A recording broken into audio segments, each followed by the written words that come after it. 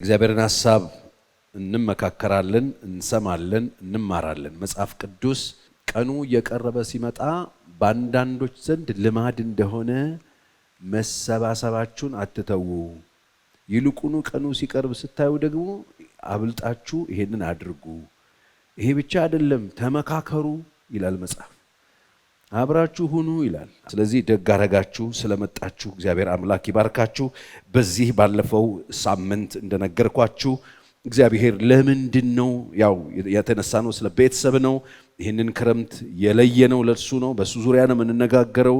እዚህም ሆነው ሌላም ቦታ ሆነው የሚሰሙ ሰዎች የሚጠቅማቸውን በዚህ ምድር ቆይታችሁ ላይ ወሳኝ የሆኑ እግዚአብሔር አንደኛ የሚያደርጋቸውን ነገሮች አንደኛ አድርገን ወሳኝ የሚላቸውን ነገሮች እኛም ወሳኝ ብለን እግዚአብሔር የሚያከብራቸውን ነገሮች አከብረን የምንሄድበት ኃይልን፣ ዕውቀትን፣ ጥበብን እናገኛለን። 100% እርግጠኛ ሆኜ የምነግራችሁ እሱን። ስለዚህ እግዚአብሔር በጣም ትኩረት የሚሰጣቸው ሁለት ነገሮች አሉ ብለናል። ቤትና ቤተክርስቲያን ነው። ቤታችንን እናተርፋለን፣ ቤተክርስቲያን እናተርፋለን። በቃ ቤተክርስቲያን ሊያስቀረን የሚችል መዓት ቆሻሻ ነገር ይገጥመናል። እነሱን ነገሮች አልፈን ችግሮች ፈተን ቅዱሳን ንብረት ውስጥ መኖር አለብን። ለምን? የጌታ ስለሆነ። ለምን? ሰው የሚሰራበት ቦታ ስለሆነ። ለምን? እያንዳንዱ ሰው ጡብ ስለሆነ ተገጣጥሞ የሚሰራ ስለሆነ። ህብረት የተጠራ ነው ለሱ ስለሆነ። ለዚህ ነው እነ ዮሐንስ ሲሰብኩ ህይወት ተገልጧል፣ እኛ አይተነዋል፣ እንመሰክራለን፣ በዓይናችን ያየነውን የነካነውን የዳሰስነውን ነው የምናወራው። ስለ ህይወት ቃል በመጀመሪያ የነበረውን የምንነግራችሁ እሱን ነው ብለው ምንድነው ሲባል እኛ ህብረታችን ከአባት ጋር ከልጁም ከኢየሱስ ክርስቶስ ጋር ነው። ከኛ ጋር ነው ያሉት። የነሱ አገልግሎት ስለ ህብረት ነው። ጥሪያቸው እሱ ነው። ስለ ኢየሱስ ያዩትን እየመሰከሩ ሰዎች ህብረት እንዲያደርጉ ነው የጠሩት። ስለዚህ አንዱ ቤተክርስቲያንን ማትረፍ አለብን። ህብረትን ማትረፍ አለባችሁ። ከህብረት ሊያስቀራችሁ የሚችል በጣም በርካታ ነገር፣ በተለይ በዚህ ዘመን እንደዚህ አይነት ቦታ ስትመጡ የእግዚአብሔርን ቃል ሰምቼ ተጠምታችሁ ስትመጡ እዚህ ጋር ቆሜ ቲሸርት ይዤ ጫራታ ስወጣ፣ እዚህ ጋር ቆሜ ብሎኬት ሲሚንቶ ማውራ ሲሆን፣ እዚህ ጋር ቆሜ የሆነ ነገር ስለምን ወይ ደግሞ እዛ ጋር ቁጭ ብሎ ሰው ሲወጣ ገንዘብ የሚጠይቅ ሲሆን፣ ሰውን ዕዳ የሰው ህይወት ሲያከብድ፣ ወይ እዛ ጋር ቆሞ አገልጋዩ ሰው ሲገላምጥ፣ ሰዎችን በሀብታምና በድሃ መካከል ልዩነት ሲያደርግ ሰው ቸርች ያስጠላው፣ ቤተክርስቲያን አካባቢ መገኘት ያስጠላው። ሳይጠየቅ ምን ነው ከሳሽ፣ ምን ነው ወፈርክ፣ ምን ነው ተዝረጠረጥክ፣ ምን ነው ምናምን ሲል በቃ ሰው ያስጠላዋል ቸርች መጣ። ስለዚህ በልዩ ልዩ መንገድ ሰዎች ከቤተ ክርስቲያን እንዲቀሩ ሊደረግ ይችላል። እሱ ስትራቴጂ ደግሞ የሰይጣን ነው። ምንድነው የሚያደርገው? መንጋው መካከል የራሱን ሰዎች ቱት አድርጎ ያስቀምጥና ሰዎችን አታክ ያደርጋቸዋል በልዩ ልዩ መንገድ።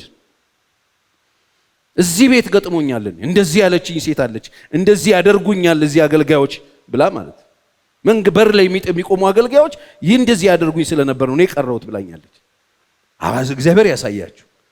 ልዩነት ወርቅ ባደረገና በድሃው መካከል ልዩነት ሲፈጠር፣ የሆነ ነገር ሲፈጠር እሱ ሰዎችን ከቸርች ያስቀር። ሁለተኛ ስለ ቤትን በቅጡ ምን እንደሆነ ሳይረዳ ትዳር የሚባለው ትልቁ ተቋም ውስጥ ዘሎ ይገባና ዘሎ ሲወጣ ሰዎች እጅ ላይ ሲሰባበር ሲያዩት፣ ቃል ኪዳኑን ፍርስ ሲያደርገው፣ የገባበትን ኪዳን መጠበቅ ሲያቀተው። በነገራችን ላይ የመጨረሻው ዘመን አንዱ ምልክት ሐዋርያ ጳውሎስ ለጢሞቴዎስ የጻፈለት 3ኛው ምዕራፍ ላይ ሄዳችሁ ይው አንዱ ችኩልነት ነው፣ ኪዳንን አለማክበር ነው። የመጨረሻው ዘመን ምልክት አንዱ እሱ። ቃላቸውን አይጠብቁ አንዱ እሱ ነው። የመጨረሻው ዘመንም ስለሆነ ነው። ሰዎች ስለ ቤት ምንም ነው አይላቸውም። ተማር አይማርም። ያቺን ሃፒ ሆርሞን ይዛል። በቃ በፍቅር በሱ እድሜ ልኩን የሚነዳ ይመስለዋል። ሁለት የሴተኛ እኮ የለች። ጉዳዩ የማን እንደሆነ ባለቤቱ ማን እንደሆነ እንዴት እንደሚያዝ በዛ ጉዳይ ላይ የሱ ኃላፊነት ምን እንደሆነ ተረድቶ በጣም ኃላፊነት የሚፈልግ በጣም ትልቅ ኮሚትመንት የሚጠይቅ ጉዳይ መሆኑን ሳይረዳ ይገባል፣ ሳይረዳ ይወጣል። ከዚህ የተነሳ ሀገር ምስቅልቅሉ ይወጣል፣ ትውልድ ይበለሻሽ። እኛ የተነሳ ነው ይሄንን ወሳኝ የሚባሉትን ሁለት መሰረታዊ ጉዳዮች ለማንሳት። አንዱ ቤተክርስቲያን ነው፣ እሱ ላይ በደንብ ሰርተናል፣ እየሰራን ነው፣ ወደፊትም እንሰራለን።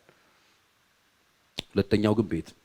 ለምንድን ነው እግዚአብሔር በዚህ ልክ ቤት ላይ ያለው የሚለውን ወደ ኋላ መልሼ ከጊዜ አንፃር ብዙ አላወራም። ግን እግዚአብሔር ለምንድን ነው ከቤት ቤት የሚልበት ካላችሁ ዓለምን ፈጥሮ የሰጠው ለቤት ስለሆነ። የሰው ልጅ የወደቀው ቤት ውስጥ ነው። የመጀመሪያ የሰው ልጅ የወደቀው ዓለምን የሚያክል ነገር ሰርቶ ቤት ላይ እጅ ላይ ባልና ሚስት እጅ ላይ ነው ያስቀመጠው። የሰው ልጅ የት ወደቀ? እዛው ቤት ውስጥ ወደቀ። እንዴት ውድቀቱ እየተዛመተ እንደመጣ ቤተሰብ ውስጥ የተፈጠረው ችግር ወንድማማቾች ሲገዳደሉ የማህበረሰብ ችግር ሆኖ ስላሴን ሲያስነሳ ታዩታላችሁ። ከዛ እግዚአብሔር የራሱ ጉዳይ እንኳን አላለም ለማንሳት አሁንም የወደቀውን በሰው ቤት በሰው እጅ ላይ የወደቀውን ቤት ለማንሳት አሁንም የሚሄደው ቤት ውስጥ ነው እና አብርሃም ቤት መጥቶ ኪዳን ገባ። ከዛ ደግሞ ዓለምን የሚያድንበትን ልጁን የላከው ቤት ውስጥ ገና ያልተጋቡ ጮኛማቾች በማርያምና በዮሴፍ ጮኝነት ውስጥ ነው የመጣው። ትኩረት ይሰጣል። የመጀመሪያ ታምራት ያደረገው ቤት ላይ ልክ ትዳር ኢየሱስ ልክ አገልግሎት ሲጀምር ጀመሪያ ታምራት የሚባል የጀመረው በጣም ስለሚወደው ስለሚያከብረው ቦታ ስለሚሰጠው። ለምንድን ነው ቤት ያለው አለን? ቤተ ክርስቲያንና የክርስቶስ ምሳሌ ስለሆነ። ቤት የሆኑ ሁለት ጎረምሳ ሰዎች እየገቡ የሚያጨማልቁት አይደለም፣ ተምሳሌት ነው። ቤት ባል የክርስቶስ ቦታ፣ ሚስት የቤተ ክርስቲያን ምሳሌ ናቸው። ስለ ቤተ ክርስቲያንና ስለ ክርስቶስ ያልገባው ሰው ጨርሶ ትዳር ውስጥ መግባት የለበት። እንዴት አድርጎ ይዞት ይሄዳል? ምሳሌነቱ ወንዱ ይዞት የሚገባው ምሳሌነት የክርስቶስን ቦታ ነው። የክርስቶስን ቦታ ለመያዝ ክርስቶስን መማር የለብህም ወይ? የክርስቶስን ሕይወት ማጥናት የለብህም ወይ? ማስተሩን ማግኘት የለብህም ወይ? እሱ እንዴት ነው ነገር የሚመራት ቤተክርስቲያንን ብለ መጠየቅ የለብህም ወይ? ወንድየው ሴቷን ቤተክርስቲያንን ምንድነው ስራዋ? ቤተክርስቲያን ለኢየሱስ እንዴት ነው የምትኖረው የሚለው እኔ አይደለሁም፣ ይሄው መጽሐፍ ቅዱስ የሚናገረው ነው። ለምንድን ነው ቤት ያላችሁኝ እንደሆነ ለዛ ነው የቤተክርስቲያንና የክርስቶስ ምሳሌ ስለሆነ። በቤተክርስቲያን ውስጥ ምን ይደረጋል? ነፍሳት ይድናሉ፣ አዳዲስ ሰዎች ይጨመራሉ፣ ልጆች ይወለዳሉ። ቤት ውስጥስ ምን ይደረጋል? አዳዲስ ልጆች ይፈጠራሉ። የሚፈጠሩ ልጆች ምን ያደርጉበታል አለን? ልጆች ሞራልን የሚማሩበት፣ ስነ ምግባርን የሚማሩበት፣ ቋንቋን የሚማሩበት፣ ባህልን የሚማሩበት፣ ሰውነትን የሚማሩበት ቦታ እኮ ቤት ነው። አሁን እዚህ ጋር ስለዘለል ነው ወጣ ስታረገው የሞራል ጥያቄ ያለበት ትውልድ፣ የቋንቋ ችግር ያለበት ትውልድ፣ የስነ ምግባር ችግር ያለበት ትውልድ። ዘንቦ እኮ አይደለም። ስጋታችን እኮ የጨመረው ወክ እንዳናደርግ እኮ የተከለከልነው ከሰማይ በወረዱ ዩፎች አይደለም። ከከተማ መንቀሳቀስ እንዳንችል አሁን የታገድነው ከሰማይ በወረደ እኮ ዱብዳ አይደለም፣ በሰዎች ነው። እነዚህ ሰዎች ነው ጅብ ፈርቶ ነው እንደ ሰው ከከተማ ማይሄዱ ነው? አንበሳ ፈርቶ ነው? የሆነ ዘንዶ ፈርቶ ነው? አይደለም። በሁለት እግር የሚሄድ ሌላ አውሬ ወጣ። በሁለት እግር የሚሄድ ተናካሽ ቫምፓየር የሚባላ ነገር ወጣ። በሁለት እግር የሚሄድ አጥፊ ወጣ። በሁለት እግር ምንም ራህ የሌለው ቦጫጭቆ ዘነጣጥሎ ከልጆች ለይቶ ወር ሁለት ወር አሽጎ የሆነ ክፍል ውስጥ የሆነ ጎጆ ውስጥ የሚያስቀምጥ አረመኔ ወጣ። ከየት እንጸልይ ለሀገር ምናምን ቀልድ ነው። እንጸልይ ለቤት እናንሳ፣ ቤት እናውራ፣ ስለ ቤት እንነጋገር፣ ስለ ቤት እንስራ፣ ቤት ኑ ገንዘብ ይባዛል ቢባል ይሄ ቦታ ይበቃናል? ና ኮልኮል ይሰጣል፣ በአቋራጭ ቪዛ ይሰጣል፣ ቢሆነ ማተምሽ እዚህ ቢቀመጥ ማት እኮ ነጠላ ለባሽ ይሰበሰባል። ማት ሰው ሱሪ ታጥቆ ምናምን ይመጣል። ትልቅ ወፍራም ሰው ይሁሉ ይመጣል። አሁን እሱ ሰውዬ 6 ወሎ አይመጣም። 6 ግን በጣም በሁለት እግር የሚሄድ አውሬ አዋጥቶልናል ሀገር ላይ። ግድ የላችሁ ብትሰሙት ነው የሚጠቅማችሁ። ይሄ እግዚአብሔር ትኩረት የሚሰጠው ለዚህ ነው። ዓለምን የሚያስተዳድሩ ሰዎች የሚፈጠሩበት ቦታ ስለሆነ፣ ዓለም ላይ ያሉት ተቋማትን የሚመሩት ሰዎች የሚፈጠሩበት ቦታ ስለሆነ፣ ዓለም ላይ ከቦታ ቦታ ስንንቀሳቀስ ያለውን ትራፊክ የሚያስተካክሉት ሰዎች የሚወጡበት ቦታ ስለሆነ፣ ቤት ሰው ክቡር ፍጥረት እንደሆነ የሚማሩት ልጆች የት ነው? ቤት ውስጥ። ሰው የእግዚአብሔር እጅ ስራ እንደሆነ የሚማረው ልጅ የት ነው? ቤት ውስጥ። ሰው በየቦታው የሚታረድ እንደሆነ ኬት ተማረው ልጁ? ሰው በየቦታው የምታንገላታው ገንዘብ አምጣ ትለዋል አልሰጥም ሲል ምደፋው መሆኑን ኬት ተማርከው? ይሄ ደፊው ይሄ ገዳዩ ማናጠባው ማናጠበው ማንስ ያደረሰው? ስለ ቤት ምንም ጉዳይ የሌላቸው ግድ የለሽ ግለሰቦች ወለዱት፣ ዝም ብሎ አሳደጉት። ለዓለም ስጋት፣ ዓለም ላይ ትልልቅ ተጽዕኖ የፈጠሩትን ዓለም ላይ በጣም በሚገርቡታ በጨለማ እንዳንቀመጥ ይሄን ብርሃን የፈጠሩት ሰዎችም የወጡት ከቤት ነው። የዓለም ጨለማም ምክንያት የሆኑት ሰዎችም የወጡት ከቤት። ለዚህ ነው እግዚአብሔር ትኩረት የሚሰጠው። ስለዚህ ሞኝ መሆናችሁ እንዳይመስላችሁ ወጣቶች፣ ስለ ሜሬጅ ስታስቡ፣ ስለ መግባት ስታስቡ፣ ስለ ኑሮ ስታስቡ በደንብ ግን ገብቷችሁ ግቡ። ካልገባችሁ አታገቡ። በቃ ጥግ ያዙና ሻወራችሁን እየወሰዳችሁ ስራ እየሰራችሁ በሰላም ኑሩ። በቂ የሆነ አራዊት ተፈጥሯል ዓለም ላይ። በቂ የሆነ የዓለም ስጋት አለ። ሌላ ስጋት ለመጨመር አትግቡ። ምክር ነው ይሄ። የገባችሁ ደግሞ ቆም በሉና ምን እየሰራው ነው በሉና ጠይቁ። ቦታ ፖዚሽን ላይ አለ ሆይ? ፖዚሽን ላይ ከሌለ እቤት ውስጥ ያመጣው ጅብ ነው። እቤት ውስጥ ያመጣው የቀን ጅብ እየተሯሯጠ ሰው የሚገምጥ ሀገር የሚያፈርስ ትውልድ የሚያጠፋ ምንም መልካም ነገር ስጋት የሆኑ ሰዎች እየወጡ እዚህ ነው የምናወራው። ስራ ጠፍቶብን የሚመስላቸው ሰዎች አሉ። እዚህ በደንብ ቆም ብለን እዛ ላይ መስራት አለብን። ትምህርት ቤት ስለሆነ የመጀመሪያው ትምህርት ቤት ዩኒቨርሲቲዎችን ገንባ ምናምን አይደለም። ዩኒቨርሲቲማ እኮ አየን እኮ ዱላ ይዞ ማለት ሲሯሯጡ አገኘናቸው አይደል? ዩኒቨርሲቲማ አየን እኮ ዱላ ይዞ የሚሯሯጡ በብሔር ተዋድነው የሚሯሯጡ ዩኒቨርሲቲ ውስጥ አየን እኮ ማታ ያደገ ወሮ ትልልቅ ወደል። ለምን? የመጀመሪያው ትምህርት ቤት ስለተዘለለ። አሁን ዱላ ይዞ እዛ ምናየው እዛ በብሔርና ምናምን የሚቧደነው ዩኒቨርሲቲ ውስጥ እንግሊዘኛ ስሙን የሚጽፍ የሚማር የአገር ተስፋ ትልቅ ዓለም አቀፍ እውቀት ይዛል የተባለው ሰውዬ እንዴት ነው እንደዚህ በብሔር ያሰበው ካልከኝ፣ ትንሹ ትምህርት ቤት ቪክቲም ነው፣ ተወግቶ ነው የወጣው። ትንሹ ትምህርት ቤት አባትየው ቁጭ ብሎ የከተበዋል፣ እናትየው የሰጠችዋል። እሱን ይዞ ነው ትምህርት ቤት የመጣው። እሱን ይዞ ገባ ዩኒቨርሲቲ መጣ። ወደል ትልቅ። ከሚሰሩ ቤቶች ግን ተስፋ አድርጉ። ኃላፊነት ከወሰዱ ለምን እንደሚያገቡ፣ ለምን እንደሚወልዱ፣ ለምን ልጅ እንደሚያሳድጉ ከሚያውቁ ሰዎች ግን ተስፋ አድርጉ። ለዓለም ስጋት ሳይሆን ለዓለም ሰላም ከቤት ውስጥ ይዘውልን ይወጣል። ዓለም ላይ ረብሻ ሳይሆን፣ ዓለም ላይ ሁከት ሳይሆን እረፍትና እርጋታ፣ ለዓለም ስጋት ሳይሆን ለዓለም ነፃነት፣ ደስታ ምክንያት የሚሆኑ ሰዎች ይወጣሉ። ለዓለም ረፍት መጥተው ፐብሊኩ ላይ አገልግሎት የሚሰጡ ትውልድን የሚያሳርፉ በቢሮክራሲ ሰውን ህይወትና ኑሮ የሚያጨልሙ ኑሮ የሚያከብዱ ሳይሆኑ ኑሮ የሚያቀሉ ሰዎች ከቤት ይወጣሉ። ስለዚህ እኔ ተስፋ ማድረገው ቤት እኔ ተስፋ ማድረገው ግለሰብን ነው። ግለሰብ ከገባው ቤተሰብ ይገባዋል። ቤተሰብ ከገባው ማህበረሰብ ጋር ይሰራል። ማህበረሰብ ከገባው ሀገር ከየትም አይመጣም። ሀገር የነዚህ ነገሮች ድምር ውጤት። እዚህ ጋር ዘለን እዛ ጋር የምናመጣው ነገር የለም ብዬ ታላቁ ተልእኮ የሚፈጸምበት ደጋግመን ብናወራው ማይሰለቸን ነው። ወንጌል ስርጭት መጀመሪያ ወደ ውስጥ ነው የሚሰራጨው። ታላቁ ተልእኮ ወንጌል የሚሰራጨው እዛ ነው። ለዚህ ነው መጽሐፍ ሲናገር ሂዱና ሰዎችን ሁሉ በአብ በወልድ በመንፈስ ቅዱስ ስም እያጠመቃችሁ ያዘዝኳቸውን እያስተማራችኋቸው ምን አድርጉ ነው የተባለው? ደቀ መዝሙር።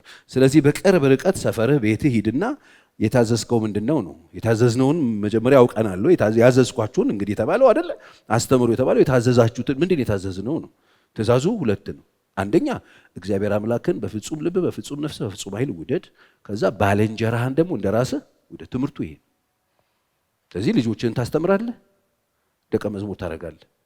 አንተ ያላስተማርከው ልጅ በዛራ ዛራ በሚል ስፒከር ተምሮ በፍጹም አይተርፍ። ያዘዝኳቸውን አስተምሩ፣ ምን እግዚአብሔርን መውደድ።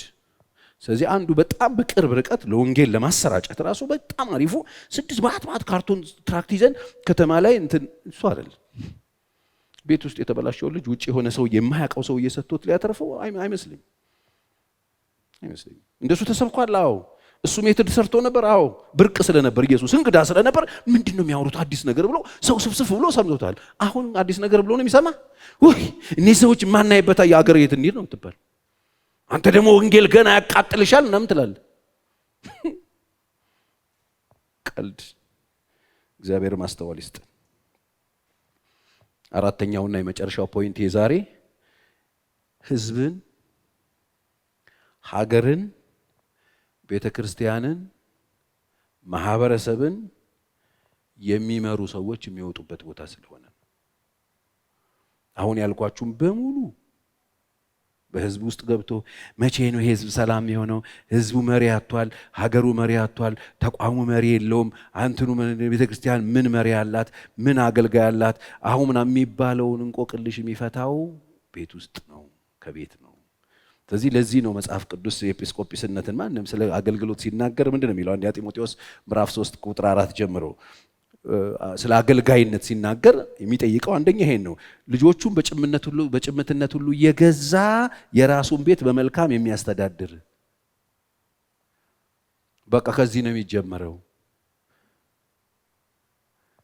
ልጆቹን በጭምትነት እየገዛ የራሱን ቤት የሚያስተዳድር፣ ልጆቹን በስርዓት የሚያሳይ። በጭምትነት ማለት ወንበር እያለ መሬት የሚቀመጡ ልጆች ፈልፍሎ ሳይሆን ስርዓት ይዘው የማያውኩ ሰላም ያላቸው የራሳቸው ሰላም የተጠበቀ የማህበረሰብ ሰላም የሚጠብቁ የገቡበት የወጡበት ረብሻና ሁከትና ስጋት ያልሆኑ ልጆች ማለት ቤቱን ማስተዳደር የሚችል ሰው ግን የራሱን ቤት እንዲያስተዳድር ባያውቅ የእግዚአብሔርን ቤተክርስቲያን እንዴት ይጠብቃታል? አሁን የእግዚአብሔር ቤተክርስቲያን የምትጠበቀው ቤቱን በጠበቀ ሰው ነው የሚለው። በሐቅ የሚጠብቃት በእውነትና በንጽህና የሚጠብቃት ቤቱን የጠበቀ ሰው ነው የእግዚአብሔርን ቤተክርስቲያን ነው ያልኩት። የሰው የራሱን አይደለም። የእግዚአብሔርን ቤተክርስቲያን የሚጠብቃት የራሱን ቤት መጠበቅ የቻለ ነው ይላል መጽሐፍ። ስለዚህ የመጀመሪያው መሪን፣ የመጀመሪያውን ሰውዬ፣ የመጀመሪያውን ታማኙን፣ የመጀመሪያውን መሪ የምናገኘው የት ነው ይለናል? ቤት ውስጥ ነው። ቤት ውስጥ ነው። ስለ ዲያቆናት ሲናገር ቁጥር 12 ዲያቆናት ልጆቻቸውን የራሳቸውን ቤቶች በመልካም እንዲገዙ እያንዳንዳቸው የአንዲት ሚስት ባል ሊሆኑ ይገባል ይላል። አስቀምጦላቸዋል መስመር። አሁን እነሱም ጋር ሲመጣ ልጆቻቸውን ማስተዳደር የሚችሉ እንደገና ደግሞ በአንድ ትዳር ተወስነው የሚኖሩ ቅድምጥ ምናምን ውሽማ ምናምን ወዘተርፈ የሌላቸው ማለት አገልግሎቱ ኳሊቲ ይፈልጋል ማለት ነው። ጥራት ይፈልጋል ማለት ነው። ችግር የለም ምንም የተባለ የምንጋተትበት አይደለም ማለት ነው። ስለዚህ ምንድነው እንደዚህ በጣም ወሳኝ የሆነ ልጆች ጋር ትኩረት የምናደርግበት ከተባለ አሁን ያልኳችሁ የሀገርም የቤተሰብም የቤተክርስቲያንም የምንም የተቋምም መሪዎች የሚወጡበት ቦታ ስለሆነ ታዲያ ወላጆች፣ አገልጋዮች፣ ወንዶች በተለይ ባለፈው ሳምንት ነግሬያቸዋለሁ ሲሰጥ ዘዳግም 6 ላይ ወንዱን ያው ወንዴ ነው ጽሑፍም ራሱ ዛሬ እኔ የማዝህን ትእዛዝ ስማ ምነግር እስራኤል ሆይ ስማኝ ብሎ የተናገረው የሰጠው ኦርደር ለሱ ነው። ልጆቹ እንዴት እንደሚያስተምራቸው ቤቱ ሲቀመጥ፣ ሲነሳ፣ ሲተኛ፣ ሲሄድ መንገድ ላይ የሚለው ይሄንን። ስለዚህ ወደፊት እንደው እግዚአብሔር ረድቷችሁ ሰው ሆናችሁ መቀጠል ከፈለጋችሁ ቆም በሉና ወደ ቤት ብትመለሱ የምትከስሩት ምንም ነገር የለም። የሚያመልጣችሁ ምንም ነገር የለም። እመኑኝ። ምናልባት ወደ ቤት ብትመጡ ችግር ትቀንሳላችሁ። ምንም ነገር መስራት ባትችሉ ችግር መቀነስ ትችላላችሁ። መከራ ትቀንሳላችሁ። ስጋት ትቀንሳላችሁ። ስቃይ ትቀንሳላችሁ። ወደ ቤት መስራት ባንችል ችግር መቀነስ ግን እንችላለን። ስለዚህ ልጆቻቸው ምንድነው የሚያስተምሩት? አገልጋይ መሆን የሚፈልግ ልጆቹን በጭምትነት፣ አገልጋይ ዲያቆን መሆን የሚፈልግ ልጆቹን በጭምትነት፣ አገልጋይ መሆን የሚፈልግ ቤቱ ምናምን ሲል ምንድነው ልጆችን የምናስተምረው? የገዛ ነው የተባለው። የራሱን ቤት በመልካም ነው የተባለው።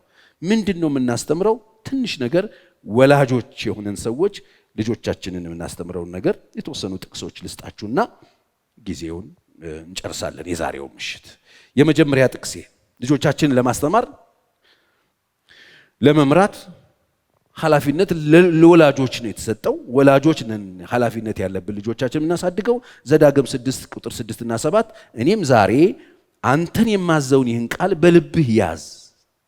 ወላጅ ለእስራኤል ቤት ሲሰጠው እንግዲህ በልብህ ያዘው።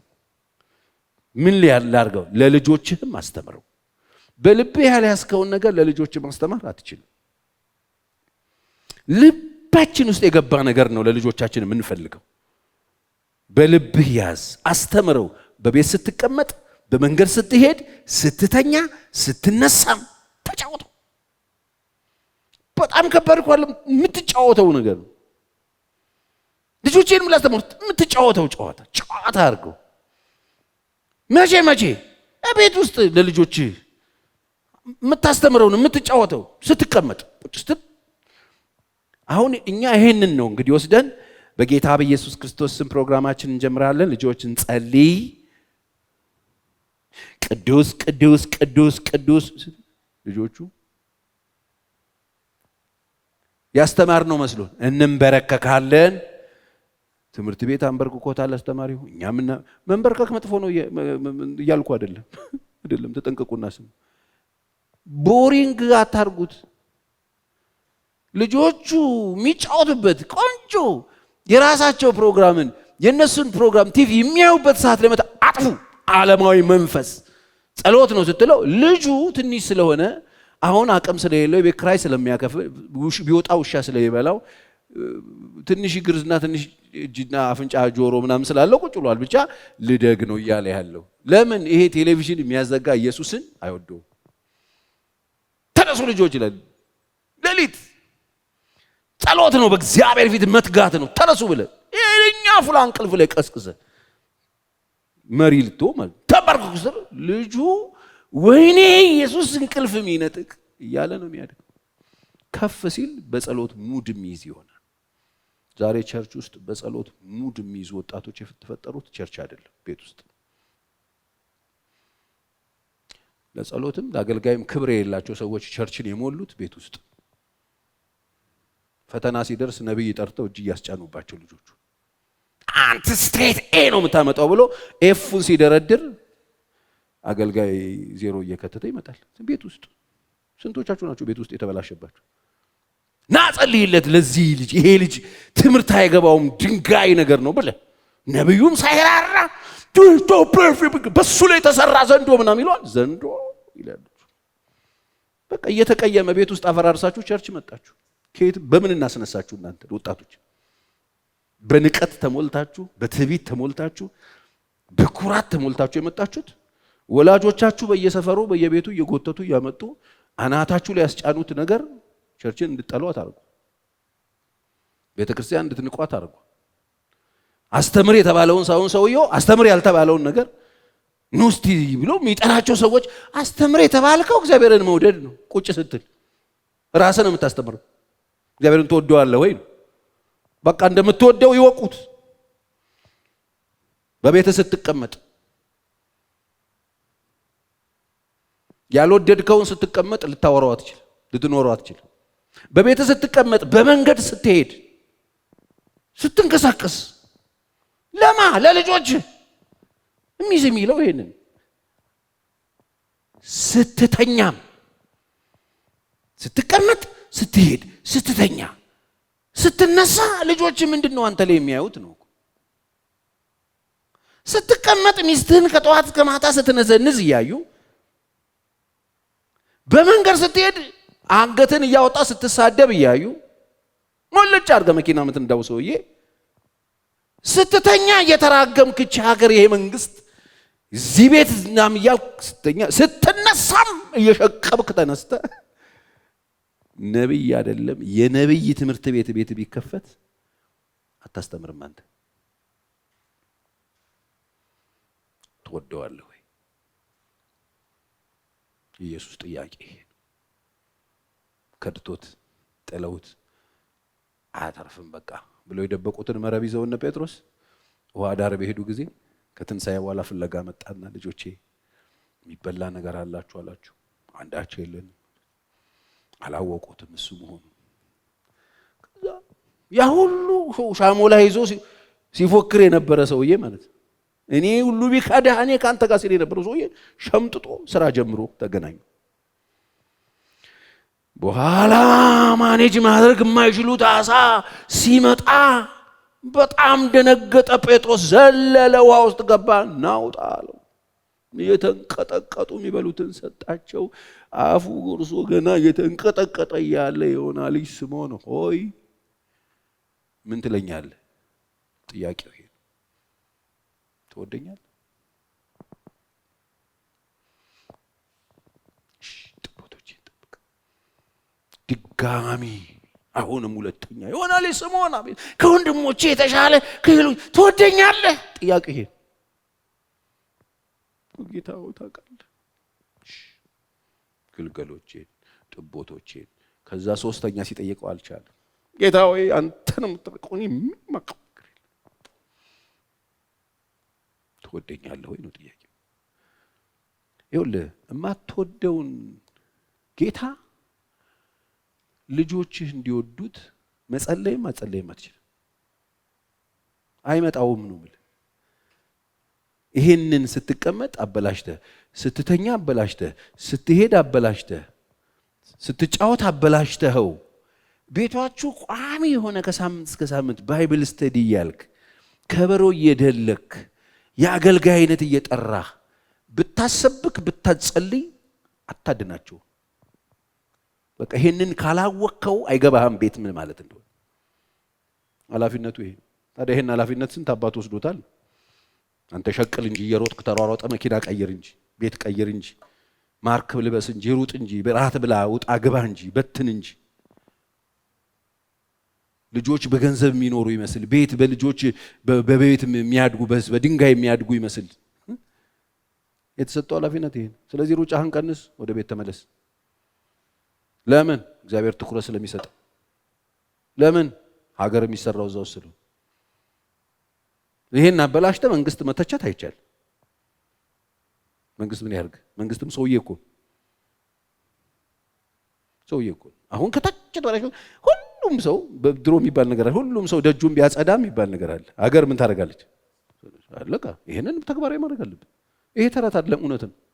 ሁሉም ሰው ወደ የደጁ ቢመለስ፣ ወደ የቤቱ ቢመለስ፣ ሁሉም ያቀፈው እንደገና ቢያይ፣ ያቀፈው ላይ ስራ መስራት ቢችል፣ የሚያበላው የሚያጠጣው የሚያሳድገው ነገር ሰው ቢሆን ይህ ስጋት እኮ አይኖርም። እኛሽ እሺ፣ ልጆቻችን ግን ሀገር አልባ አይሆኑ። ቢያንስ አሁን የምትሰማ ከሆነ ማለት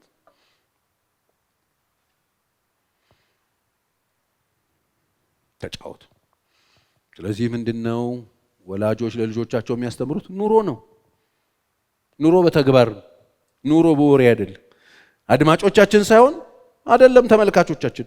አባቶች ተነስታችሁ ተመልካቾቻችን፣ ስትቀመጥ ስትነሳ፣ ስትወጣ ስትገባ ተመልካቾቻችን ይታያል ህይወት ማለት እንደሱ አድርገህ አስተምራቸው።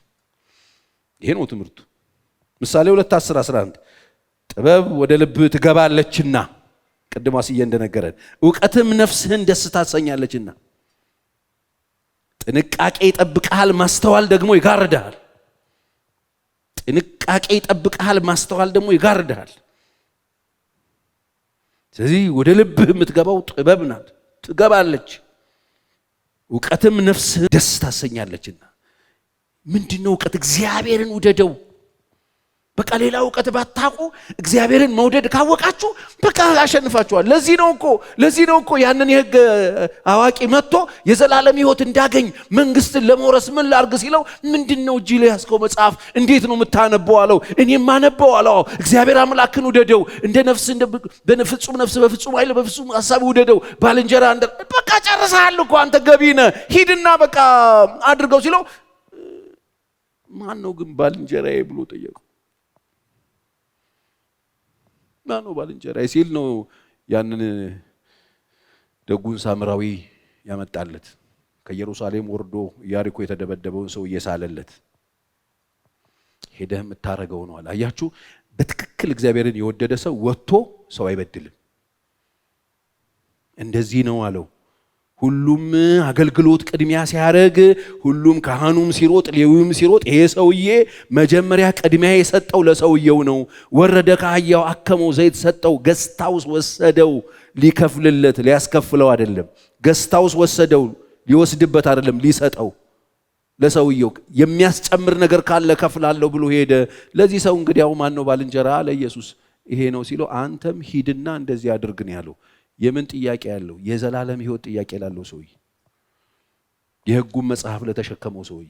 አትድከሙ፣ ብዙ ነገር አያስፈልግም፣ ጥቂት ወይም አለ ኢየሱስ ስንት? አንድ።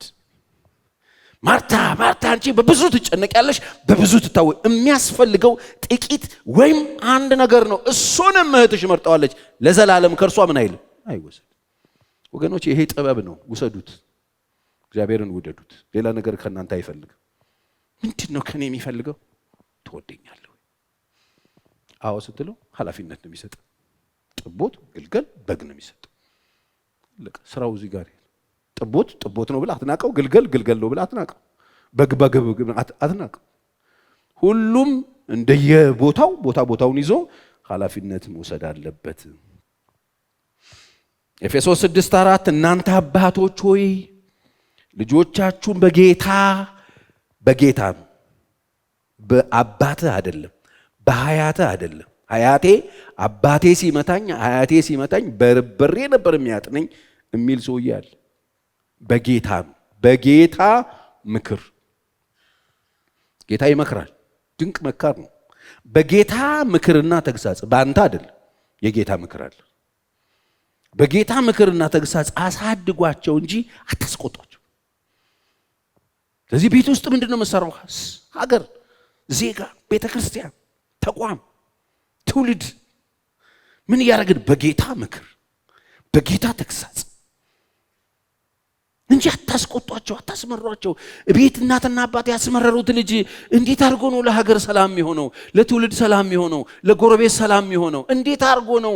እዚህ ምድር ሲመጣ መጀመሪያ አይኑን ሲከፍት ያያቸው ሰዎች ያስመረሩት ሰውዬ ያንን የማያውቀውን ሰውዬ እንዴት አድርጎ ነው ትሪት የሚያደርገው? ያመናቸው ሰዎች ሲመጣ ያገኛቸው ሰዎች የመረሩበትና ያስከፉት ሰው ወጥቶ እንዴት ለሌላ ሰው ሰላም ይሆናል? በጣም ሲከፉ ሰዎች ካያችሁ አባቶቻቸውን ይውባቸው። ከዳይ ሰዎች፣ ክፉ ሰዎች፣ ሰው አስለቃሽ ሰዎች፣ ነጣቂ ሰዎች፣ ጨካኝ ሰዎች ስታዩ አባቶቻቸውን ላያቸው ላይ ይውባቸው። ከዛሬ ጀምሮ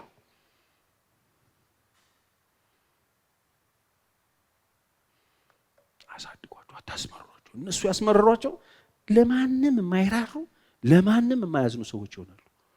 አሁን ሀገሩ ላይ እንደ ቀልድ እየተፈለፈለ ያለ እግዚአብሔርንም ሰውንም የማይፈሩ የማያከብሩ ሰዎች እየተፈጠሩ ፋቅ ስታደርጓቸው ባክ እኔ ማን እንትን አድርገኝ እኔ አባቴ እንደዚህ አልነበር እንዲያደርገኝ ይላል። ለልጆቹ የማይራራ ምናምን ሰው እስቲ ፋቅ አድርጉት። ስትፍቁት አባትየው አለ እዛ ውስጥ። ከዛ ሁሉን ነገር መንግስት ማለት አይጠቅመንም። ያው ተመሳሳይ ሐሳብ ቆላስይስ 3:21 አባቶች ሆይ ልባቸው እንዳይዝል ልጆቻችሁን አታበሳጯቸው። ስለዚህ አባቶች ስራ ምንድነው? ስራችሁ ልጅ ማበሳጨት አይደለም። አታበሳጩ፣ አታናዷቸው፣ አታውቋቸው፣ አትረብሿቸው። በስርዓት በጌታ ምክር በተግሳጽ በስርዓት በጌታ ምክር ከሆነ በስርዓት እየኖራችሁ። የጌታ ምክር ማለት በጌታ ተመክራችኋል ማለት ነው። ለመምከር ተመክራችኋል። በጌታ ተገስጻችኋል ማለት ነው። ለመገሰጽ ካልተገሰጻችሁ የጌታን ተግሳጽ አታውቁት። የጌታን ምክር ካላገኛችሁ የጌታን ምክር የማታገኙ ከሆነ የጌታን ምክር ልትመክሩ አትችሉ። አሁን ጌታ ያልመከረው መካሪ ስንሆን፣ ጌታ ያልገሰጸው ገሳጭ ስንሆን ነው ጫካ የምንሆነው። አላያችሁ ማረመን ሰዎች ጌታ ያልመከራቸው ሰዎች ኃጢአተኛ ሲያገኙ ኮብልስቶን አንስተው ሊወግሩ ሲነሱ አዝሙት ጸጧል ትገደል ትወገር ሲሉ ይሄ እኮ ያልተመከረን ያልተመከረ መካሪ ያልተገሰጸ ገሳጭ ሲሆን እንደዚህ ነው። ገዳይ ነው። ምንም ራይ የለባቸውም። ለወደቀ አይራሩ፣ ለሳት አይራሩ፣ ለደከመው አይራሩ፣ ለታመመው አይራሩ፣ ለአጣው አይራሩ፣ አያዝኑለት፣ ገፉ ይጥሉታል። ጌታ ርቦት ያበላው ሰው ማብላት አይቸግረውም። ጌታ አዝኖ ያጽናናው ሰው ማጽናናት አይቸግረውም። ኃጢአት ሰርቶ ምሕረት ያገኘ ሰው ለኃጢአተኛ መራራት አይቸግረውም። እግዚአብሔር በልቡ በሚገርም ሁኔታ የገሰጸው ያስተማረው የተናገረው ሰው ሌላውን ሰው በትክክል ለመናገር አይቸግረውም። እኔ እዚህ ጋር ህልዬ እየዘመረች የእግዚአብሔር መንፈስ ይናገረኝ ነበር፣ እሰማው ነበር። በትክክል የተማረና የሰማ ሰው አያልፈውም። እግዚአብሔር ያገኘዋል። አምጥቶ መቼም እግዚአብሔር ተግሳጽ ምናምን ሲባል ብዙ ሰዎች የሚያስቡት እግዚአብሔር ገሰጸው የሚባለው ሰው በካንሰር ሲደረግ ገሰጸው አገኘው ይባል። እግዚአብሔር አይገስጽም እንደሱ። በቃ ቁርጣችሁ ነው። እግዚአብሔር እንደዚህ አይነት አምላክ አይደለም። ሰራለት እግዚአብሔር እንደዚህ አይደለም። እንደዚህ ጨካኝ አምላክ አይደለም። ደግ ነው፣ ሩሩ ነው፣ መልካም ነው። አሜን። ግን ይገስጻል። ሲገስጽ ለምንድን ነው ይገስጻል ያለን የዕብራውያን ጸሐፊ? ሲገስጽ ከቅድስናው ሊያካፍለን ነው የሚገስጽ። የእግዚአብሔር ተግሳጽ ሲገስጽ ቅድስናውን ሊያካፍል፣ ጸጋ ሊያካፍል፣ መልኩን ሊያካፍልህ እንጂ ካንሰር ሊሰጥህ አይገስጽም እግዚአብሔር። ይሄ ጨካኙ አውሬው ሰይጣን ነው እንደሱ የሚያደርግ። እግዚአብሔር እንደዚህ አይነት አምላክ ደግ ነው። ሲገስጽ ያማል እኮ የሱ ተግሳጽ፣ ግን ሲገስጽ ፍቅሩን ነው የሚሰጥ። ሲገስጽ ደግነቱን ሲገስጽ፣ ቅድስናውን ሲገስጽ፣ ጸጋውን ሲገስጽ እሱ ሲገስጽ ጉልበት ነው የሚስ የሱን ኃይል፣ የሱን ጽድቅ፣ የሱን ልብስ፣ የሱን ክብር፣ የሱን መጎናጸፊያ ይሰጣል። የእግዚአብሔር ተግሳጽ ይሄ መጽሐፉ የሚያስተምረው በጌታ ምክርና ተግሳጽ። ልጆች ስትገስጹ ወይም ስትመክሩ ለምንድን ነው? መልካም እንዲሆኑ ነው ወይንስ ንዴት ልታበርዱ ነው? ንዴት ለማብረድ ከሆነ ተግሳጽ አይደለም እሱ። ያንተ የተበላሸ በሽታህን ልጆች ላይ ያራገፍክ አይደለም። ተግሳጹ ልጆቹን እንዲካፈሉት የምንፈልገው ክብር፣ በራይ የምር ኮንሰርኑ ኖሮን ልጆቹ እንዲኖራቸው የምንፈልገው ነገር እንዲኖራቸው ተግሳጽ እኮ እሱ። እኛ ሀገር ግን ተግሳጽ እሱ አይደለም። ሰውየው ለጥቂት እኮ ከሞት ተረፈ ይባላል። ተኩሶ ስቶት ማለት ለጥቂት በፌሮ ጭንቅላቱን እኮ ሰነጠቀው። ተግሳጽ ነው ይባላል። ልጁ አካለ ስንኩላ እኔ እጅ ያበላሹ አባቶች አውቃለሁ፣ ክርስቲያን አባቶች የልጁን እጅ እንደቀጥቀጥ አርጎ አባት የሚወደውን ይቀጣል። ይሄ እግዚአብሔር አይደለም። በጌታ ምክርና ተግሳጽ ጌታ እንዴት መከረ፣ ጌታ እንዴት ገሰጸ። እኔ ብዙ ጊዜ ነግሬያቸዋለሁ። ሌባ ዱርዬ ነበርኩ፣ እኔን እንዴት ገሰጸኝ። እኔን ሲገስጸኝ እኔ ሞት የሚገባኝ ኃጢአተኛ ነኝ ስል አንገቴ ላይ ዝርግፍ ጌጥ አርጎ አንገቴን ሰበረው። ያልጠበቅኩትን ደግነት ላይ ለቆ ተግሳጹ ያሳምመሃል፣ በውለታ ያሳምመሃል፣ በደግነቱ ያሳምመሃል፣ በቸርነቱ።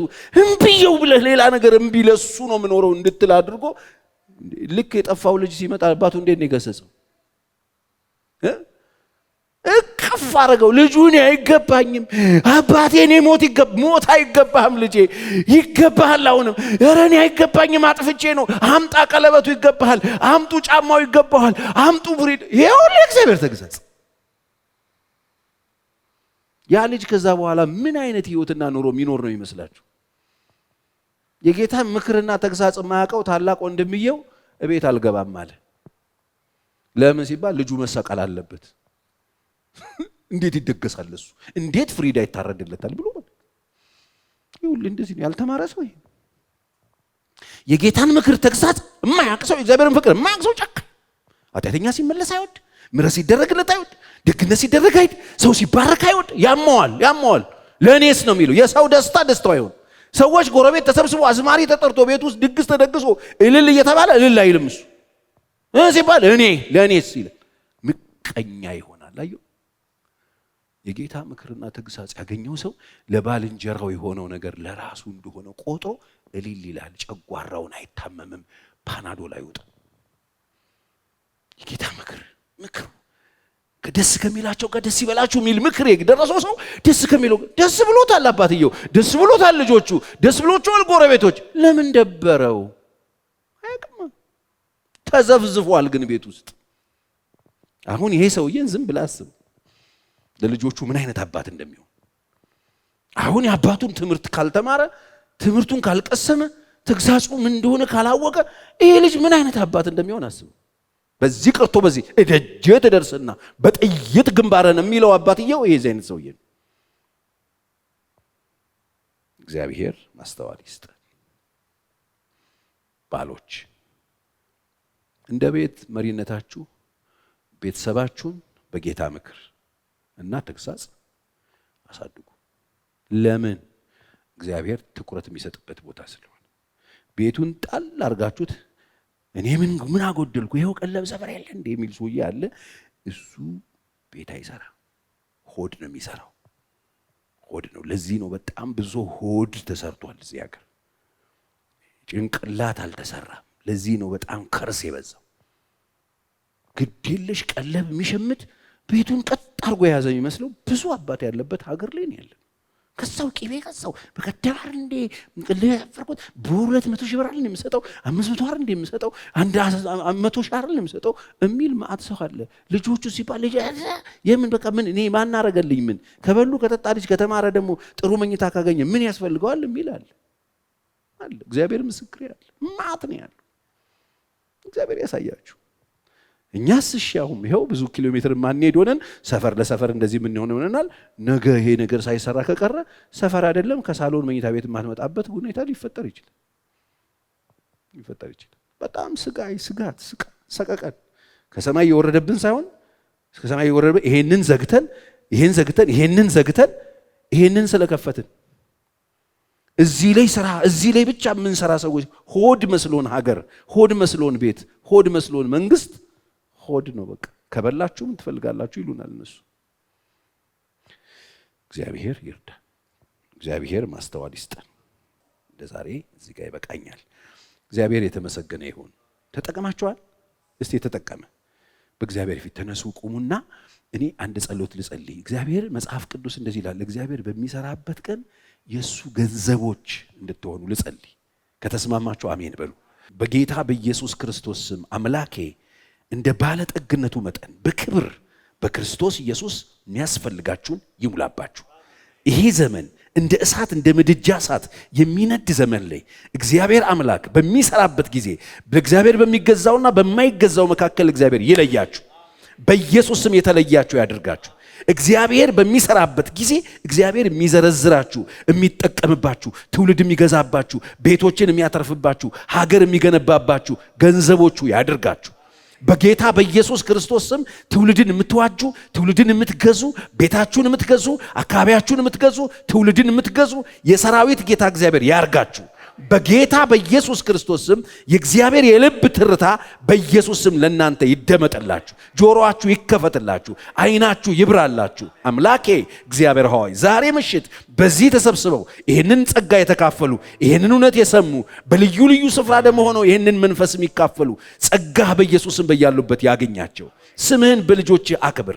ከዛሬ ጀምሮ ሩቅ ስናይ የቆጡን አውርድ ብላ እንዳንሆን በብብታችን ውስጥ ያሉትን ልጆቻችንን ነገ ገዳይ ሆነው እንዳይወጡ፣ አጥፊ ሆነው እንዳይወጡ ወደ ልባችን መልሰህ አንተን ወደንህ፣ አንተን ሰምተንህ፣ አንተን የሚወዱ አንተን የሚሰሙ ልጆች አድርገን እንድናሳድግ እርዳን። እባክህ እግዚአብሔር ሆይ የሚበልጠውን ነገር አሳየን። በኢየሱስም ከሁሉ የሚበልጠውን መንገድ አሳያቸዋለሁ ተብሎ እንደተጻፈ ከሁሉ የሚበልጠው መንገድ አንተን መውደድ በአንተ ፍቅር መያዝ ነውና እባክህን እንደገና ልባችን ውስጥ ይህን እውነት ክተትብን።